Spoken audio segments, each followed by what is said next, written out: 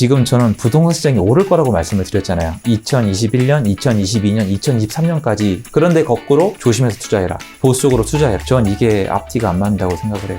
전세는 사람들이 들어갈 수 있는데 내가 살 때 대출은 안 나온다. 그러면 지금 할 수 있는 현명한 투자 방법은? 지금 이제 수도권의 집값 많이 올랐는데 예. 대체제로 생각했을 때 예. 오피스텔이라든지 빌라라든지 예. 다세대 주택 매매가 좀 늘어나고 있는 것 같습니다. 많이 올랐어요. 근데 지금 같은 시점에 이런 주택들을 매수를 하는 게 예, 예. 괜찮은 내 집 마련 방법일까요? 투자 관점에서든 내 집 마련 관점에서든. 지금 요게 제가 아니라고 말씀드리기 어려울 정도로 많이 올랐어요. 특히 아파트를 대체할 수 있는 투룸 이상의 오피스텔, 생숙, 아파텔, 빌라까지 정말 많이 올랐거든요.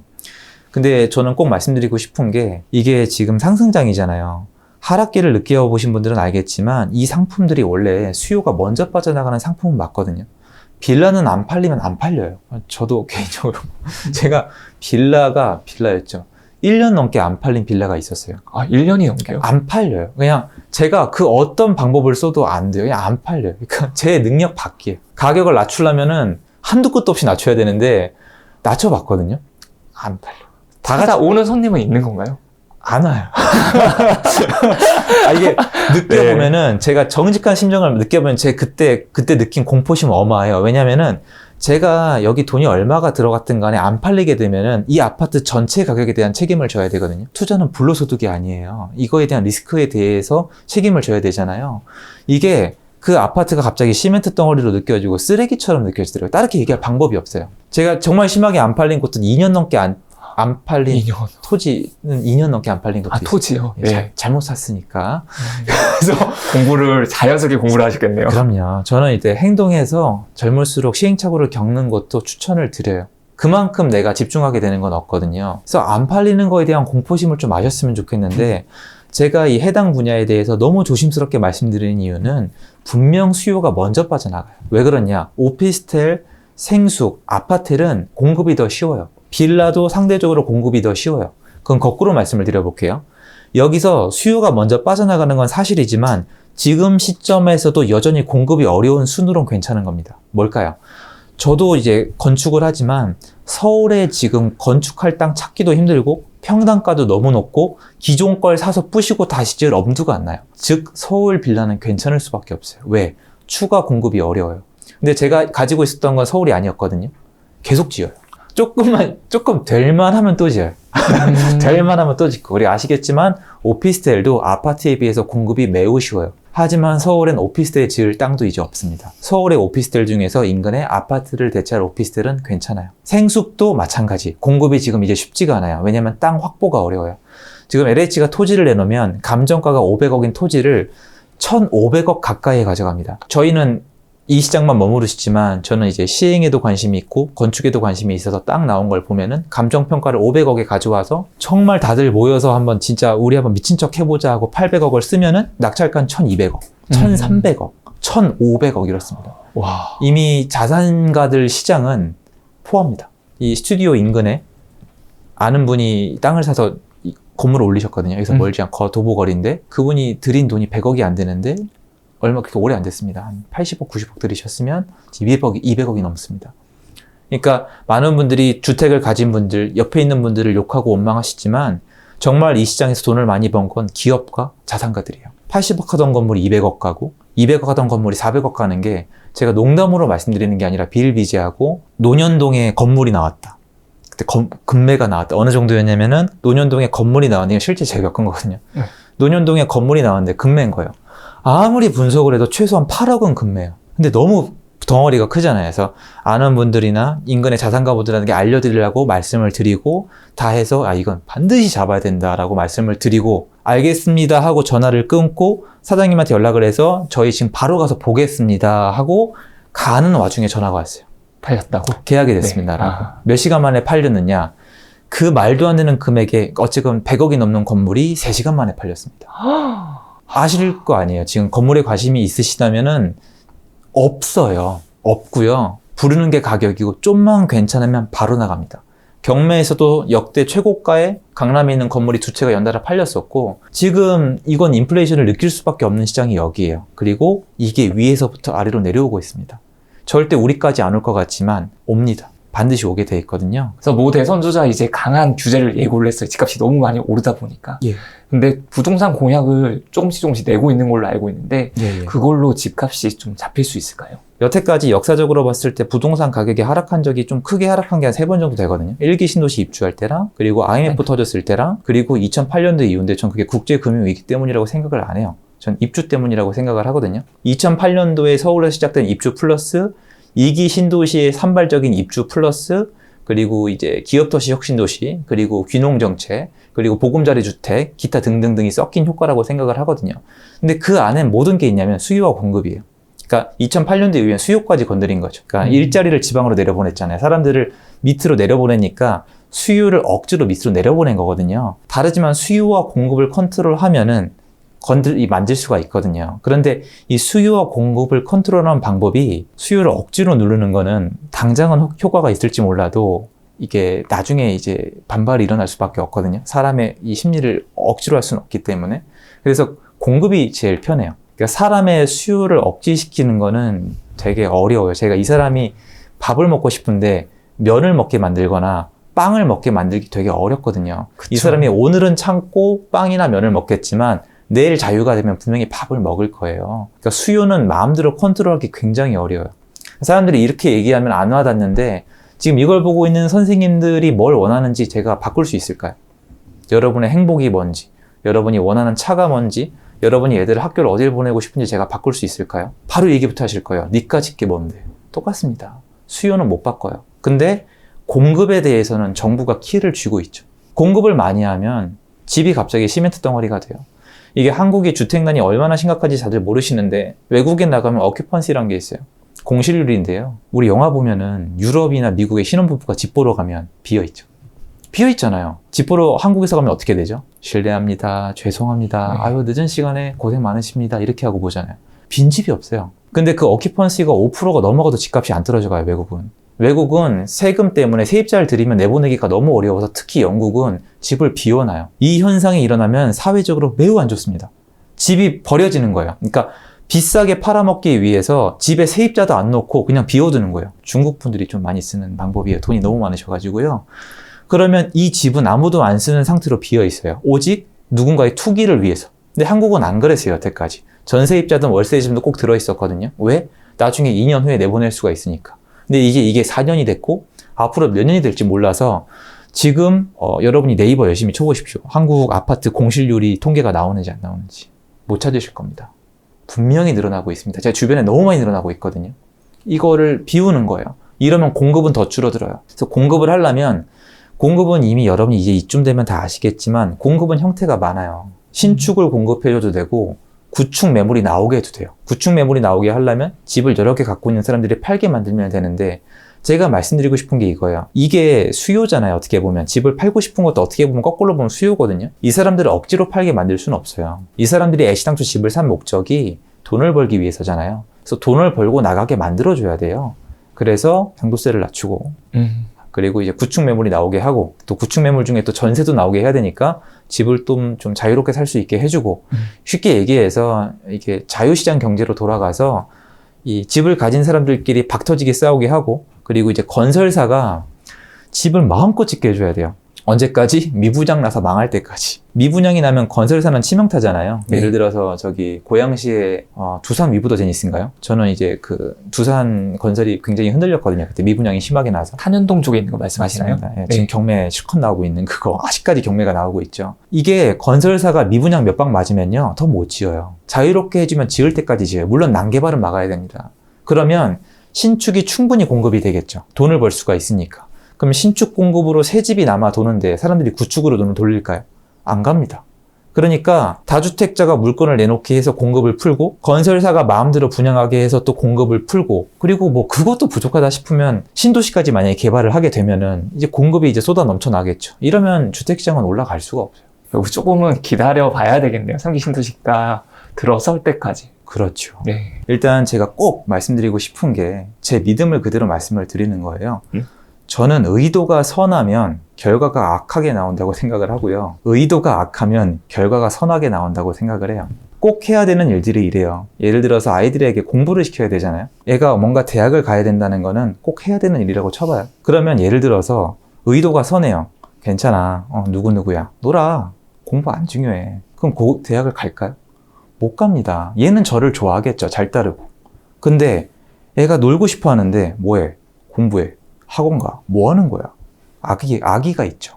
자꾸 안 치고 이렇게 애를 타이르잖아요. 나중에 대학을 갈지도 모릅니다. 항상 이래요.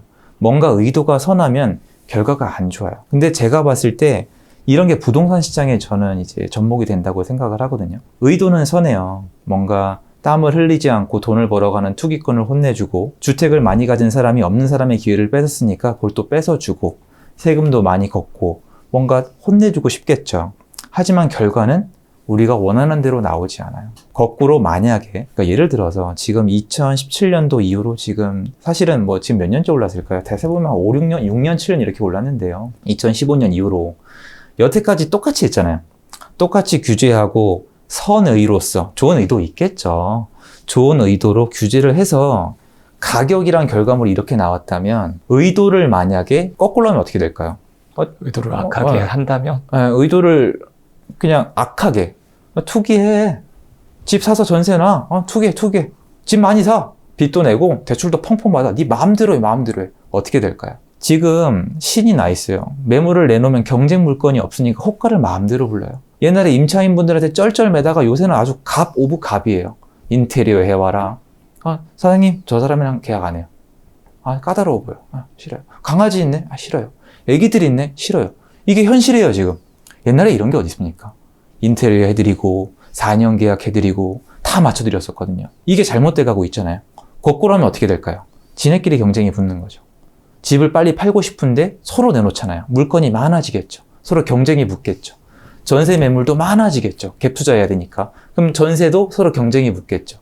그러면 의도는 악해요. 의도는 투기꾼 천국이에요. 근데 결과는 가격의 하락이 올 수밖에 없어요. 그리고 이건 전례가 있습니다. 2013년도, 2014년도에 전세난이 터졌었어요. 박근혜 정권 때였죠. 그때 2014년, 2013, 14에 전세난이 왜 터졌냐면 2010년도, 그러니까 실제로 2008년도 이후로 2003, 4까지 서울 가격이 하락하다 보니까 집을 안 사는 거예요. 집값이 하락하는데 누가 집을 사요? 여러분 사시겠어요? 다 이기적이에요, 인간은. 이걸 빨리 인정해야 돼요. 저는 집 안 삽니다. 내려가는데 누가 사요? 문제가 있죠. 안 사면 전세를 놓을 사람도 없고 내려가면 분양이 안 되니까 공급도 안 하거든요.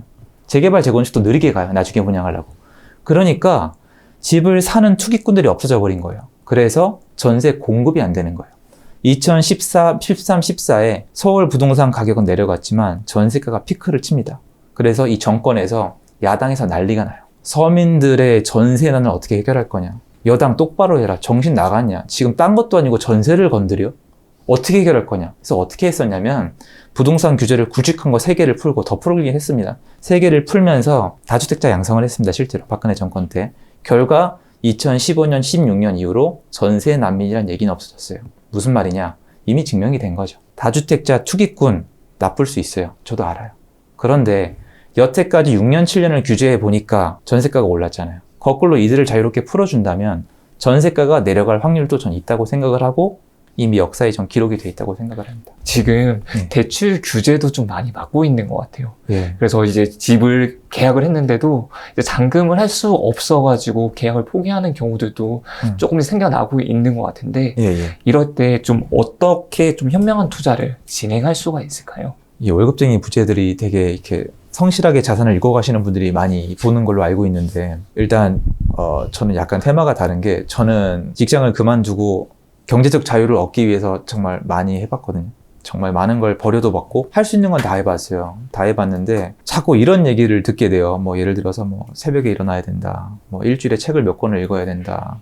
무슨 뭘 읽어야 되고 뭐 명상을 해야 되고 운동도 병행을 해야 되고 안전하게 천천히 이런 얘기를 하거든요. 그래서 저는 이 얘기를 많이 하세요. 뭐 속도보다 방향이 중요하다. 저는 그 스타일이 전혀 아니에요. 여러분 잘 생각을 해보시면 지금 방향 중요시해서 느리게 가신 분들 지금 다 이미 뒤로 뒤쳐졌어요. 무슨 말이냐면 저는 이렇게 생각을 해요. 이거는 제가 뵀던 분 중에 성공한 분이 해주신 분인데요. 이게 인생 곡선을 이렇게 곡선 있잖아요. 월급쟁이, 이 월급쟁이처럼 직선이 아니라 곡선을 만들고 싶으면 비행기를 생각을 해야 돼요. 비행기가 이륙을 하려면 방향은 기본으로 맞아야 돼요. 제 말은 방향이 안 중요하다는 게 아니라 기본이에요. 이 정보가 넘쳐나는 시대에서 공부를 통해서 방향조차 못 찾아내면은 그건 이미 틀린 거예요. 제가 봤을 때. 냉혹하게 들리겠지만. 방향을 설정했으면 일정 이상 속도로 달려야 돼요. 안 그러면 비행기 절대 안 떠요. 근데 많은 분들이 원하는 건 비행기가 뜨는 거예요. 이게 제가 욕심이 많은 걸 수도 있겠지만 많은 분들은 경제적으로 자유롭고 싶고 되게 많이 누리고 싶단 말이에요. 그래서 많은 분들이 지금 대출 같은 게 위험해지니까 현명하게 투자할 때 좀 조심해야 된다는 말을 많이 하시잖아요. 연끌도 하면 안 된다고 말씀하시는데 저는 이제 그쪽은 아니에요. 그래서 제가 말씀드리는 이 현명한 투자가 철저하게 그냥 제 스타일일 뿐이지 뭔가 여러분의 안정을 보장해주고 모범 사례고 교과서적인 얘기는 아니라는 점을 꼭 말씀을 드리고 싶어요. 왜냐면 누군가 보고 손해를 보시면 안 되니까. 저한테도 안 좋은 거고 다 안 좋으니까. 전세 규제는 또 안 할 것 같아요. 느낌이 봤을 때. 그죠? 안 넣는다고 하니까 전세 규제는 지금 없어지는데 매매할 때 담보대출은 또 막는단 말이에요. 근데 여러분이 이제 찾아보시면 또 사업자 대출은 나와요, 지금. 그러니까 대출이 다 막힌 게 아니에요. 저는 개인적으로 P2P, 그러니까 사채죠. 그런 것까지 다 쓰는 사람으로서 저는 레버리지를 쓰는 거가 현명한 방법 중에 하나라고 생각을 하거든요. 근데 지금 보시면 저는 이 얘기예요. 지금 저는 부동산 시장이 오를 거라고 말씀을 드렸잖아요. 2021년, 2022년, 2023년까지 오른다. 지금 인허가 물량을 봤을 때 2023년까지는 오를 가능성이 훨씬 더 높다고 말씀을 드렸잖아요. 그런데 거꾸로 2023년도까지 오를 건데 연끌하지 마라. 조심해서 투자해라. 보수적으로 투자해라. 전 이게 앞뒤가 안 맞는다고 생각을 해요. 물론 본인 선택은 맞아요. 근데 전세는 사람들이 들어갈 수 있는데 내가 살 때 대출은 안 나온다. 그러면 지금 할 수 있는 현명한 투자 방법은 전세를 끼고 사는 겁니다. 혹시 이게 지금 공급이 많이 예정되어 있는 곳들도 있잖아요. 모든 지역에서 뭐 수도권은 좀 공급이 적지만 그래도 뭐 지방의 대구라든지 대구. 아니면 천안이라든지 그쵸. 아산, 천안, 아산 쪽 여기는 공급이 많은데 여기는 그럼 좀 조정이 있을 수가 있을까요? 있죠. 입주할 때. 입주할 때. 네, 있을 수 있습니다. 근데 이제 저희 백수클럽에서 말씀을 드리는데 많이들 여쭤봐요. 이 과거를 잊어버리면 안 돼요.